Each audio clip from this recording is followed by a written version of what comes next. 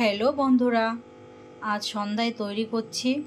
এখানে পাটিসাপটা সবে একটা হয়েছে, আর এখানে যে কিছুটা বানিয়ে রেখেছি।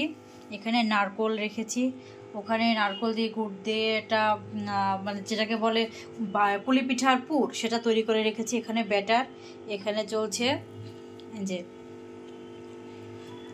তোমরা এটাকে কে কী বলো, কী নাম বলো জানিও।